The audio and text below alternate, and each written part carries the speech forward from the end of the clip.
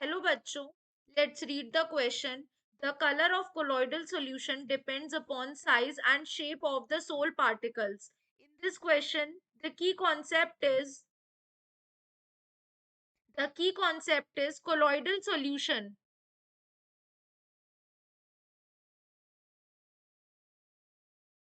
Basically colloidal solution क्या होता है? कोलॉइडल सॉल्यूशन कहते हैं the mixture in which one substance of dispersed insoluble dispersed insoluble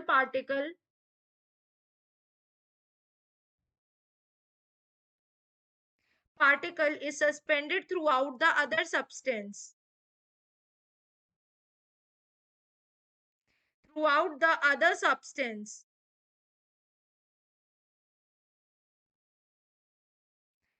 उसी को हम क्या कहते हैं? कोलॉइड्स या फिर कोलॉइडल सॉल्यूशन कह सकते हैं.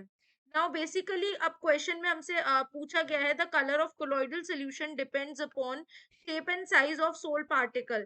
सो बेसिकली ये स्टेटमेंट जो है हमारा, this is a true statement. It depends on the size of the colloidal particles present in it. यानी पहला डिपेंडेंसी होता है साइज का.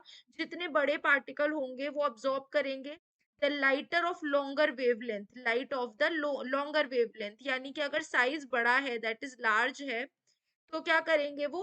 अब्सॉर्ब करेंगे लाइट को of longer wavelength.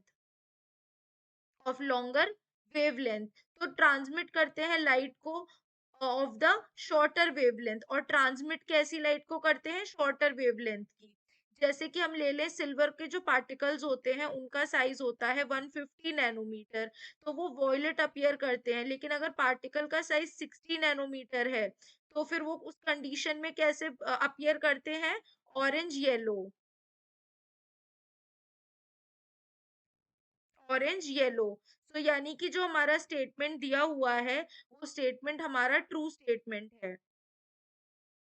The statement is a true statement. Hope you guys understand. Thank you.